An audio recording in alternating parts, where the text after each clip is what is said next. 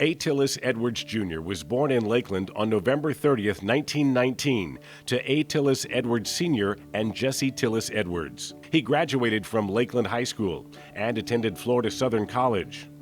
During World War II, he was a civilian flight instructor to British pilots at Lodwick School Aeronautics in Lakeland. His father, a native of Tennessee, moved to Florida and started in the citrus business in 1913 with Chandler Davis before opening Edward Pritchett Tillis, Inc. with his brother Ralph in Lakeland in 1935. They bought groves and did commercial caretaking, harvesting, and contract hauling. It was the oldest citrus packing house in Lakeland and went from 30,000 to 40,000 in the early years up to 200,000 boxes in the early 1940s. In 1937, at age 18, Tillis started working for the family business, going door to door buying backyard citrus. At the time, the family owned approximately 350 acres of groves and did caretaking for an additional 700 acres. Well, let's see, you had Edwards Packing, which is the big one. You had Edwards Groves, which looked after the groves, and then the Mutual Harvesting. You had Florida SIP, but Florida SIP was a group of 5 different bird dogs. So that wasn't just the Edwards family at all. In the summertime, you would ride the groves and check them. And then you'd come up with, well, do we have a big crop, a medium crop, or small crop? And some summers, he'd go out and just start buying oranges like crazy at the end of the summer, because he didn't think we were going to have very good crop fruit. We're going to have light crop fruit, and they're going to be high. Other summers, end of the deal, he wouldn't buy a box. Whereas other people might be doing that. He had that sense of what was going to happen. Now, he made mistakes. I mean, he wasn't 100% by any means, but he was right a lot more than he was wrong. The company was started by my great-grandfather, Tillis's father, A.T. Edwards Sr., was Edwards Groves. And A.T. Edwards Sr. started the industry was hammering together citrus boxes. That's how he got his start. And from there, became very successful through Groves. And when Tillis got involved, it was 1937, he was 18 years old, in the middle of the Depression. His father pulled him out of Florida Southern College.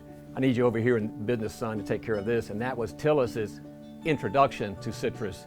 And then from there, he just diversified everything that my great-grandfather had started. So when my great-grandfather pulled Tillis out of college, one of the first things he did, went and bought him a little pickup truck and sent him around to the neighborhoods, and he was buying fruit off of backyard citrus trees. And that was literally part of his early involvement with citrus, and from that humble beginning, he grew. He worked with his father and uncle as secretary-treasurer of Edwards Groves, Inc. In the late 1940s, when the bulk of fruit started going into concentrate, they made the decision to focus on becoming an intermediate harvester or bird dog and became widely known as cash buyer and handler for growers. Being in the bird dog business, you buy from the growers and you sell to the different cannon plants. And he and other friends of his that were in the business noticed that they thought that the plants were making an awful lot of money off of them. And so they came up with the idea they'd each put up so much, and a plant came up for sale in Plant City that was owned by a bird dog, or a portion of it, named Albert Miles. So a group of them got together and bought that and decided they were going to get in the concentrate business. Each put in the same amount of fruit and just sell it. He married Pat Wood, and together they had 3 sons, Arthur, Mike, and David, all of whom worked with him in the family business. Edwards expanded his father's company into a vertically integrated conglomerate of companies and became president of Edwards Packing Company and president of Mutual Harvesters, vice president of Florida SIP, Inc., a citrus processing plant in Plant City, Florida, and handled over 1,000 acres of groves as vice president of Edwards Groves, Inc. So my grandfather started from his father, A.T. Edwards Sr., and it was a family involvement. It was a 3-generation citrus business, and from my grandfather, His three sons, Arthur, my father, Mike, and David, continue the citrus operation, and that's three generations of Edwards family have served for decades here in Polk County. By the 1960s, they were handling almost 2 million boxes of fruit annually, and he had become well known across the citrus belt as a harvester, handler, packer, processor, grower. Whoever got in the concentrate business, Dad would get with them. So thus he was able to purchase a lot of fruit and send most of it to the cannery division versus fighting the fresh fruit business, which was going downhill at that time. Concentrate business was going uphill at that time. He actively campaigned to elect Florida's first Republican governor in 94 years, Claude Kirk, and in 1967 was appointed by Governor Kirk to fill Robert Snively's seat on the Florida Citrus Commission, where he served until 1971. As far as his, working with Claude Kirk, I knew he was very active in the campaign. I've understood and heard that my grandfather was a pilot. Like I say, he taught pilots how to fly in World War II. He had his own private plane. And besides working with the Claude Kirk campaign, he used to fly him around the state as part of his campaigning, and was just very, very active in the campaign. When asked by reporter Jack Gurnett why he had accepted the position when he wasn't actively campaigning for it, he answered, "The Florida citrus industry has been good to me, and I feel that possibly I can partially repay it by being of service to my fellow growers and others in the industry. I'm going to try real hard to do just that." And so he did. During his tenure on the commission, Edwards served on the Fresh Fruit Committee, the Mechanical Harvesting Research Committee, and on the Disney World Committee, where he was instrumental in securing the Disney Promotional Agreement, which FCC's Chairman Huff lauded as one of the most significant events in our citrus history.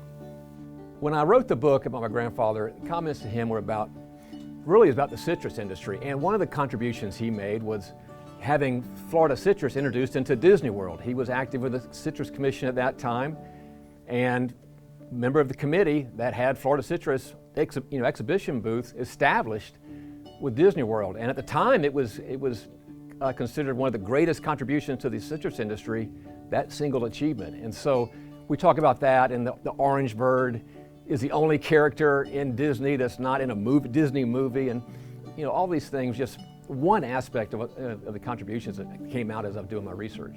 In addition to the FCC, Edwards served on numerous boards and committees to help effect change in the industry. He was the president of Florida Orange Marketers, Inc., the procurement facility of Minute Maid, and a former president of Quality Orange Growers, Inc., acting in the same capacity for the H.P. Hood & Sons concentrate plant in Dunedin. He was also one of the founders and vice president of Florida Sip, Inc., which operated in the old Horsery Salad plant in Plant City, producing concentrates under its own and private labels, single-strength juice, and sections pack.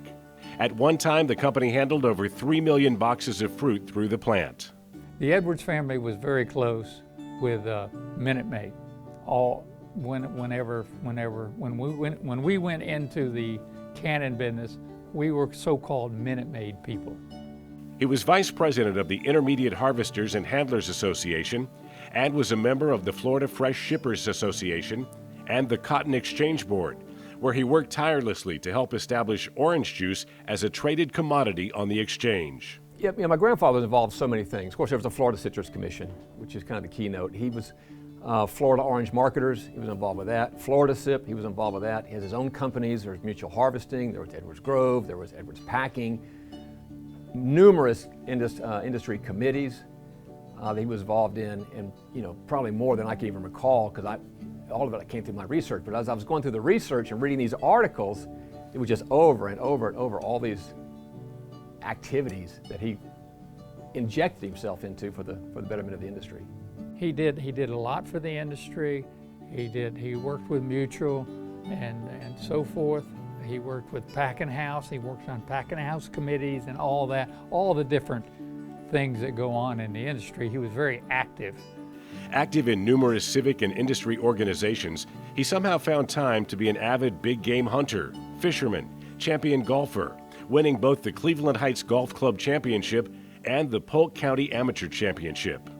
When I think of my grandfather, he was just a champion. He was a champion. First of all, he was an ardent champion of the citrus industry. He was on the Florida Citrus Commission. He was involved with so many different businesses and so many different committees, and heavily involved. And when I was reading about him through the research, you found out all the impact he had in the industry. So he was a champion of the industry, but beyond that, he was just a champion as a man. He was a champion golfer. He was a champion at Cleveland Heights Golf Course. He was a Polk County amateur golfing champion. He was a champion hunter. He would fly to the Yukon and with his own plane, and he was a champion pilot. He taught World War II pilots how to fly over at Lodwick out here, and champion fisherman. And so just all of these things, it was such a, in my mind, it's a great contributor to the industry, and obviously a great, part of our family, that it was just an appropriate tribute to have him be considered.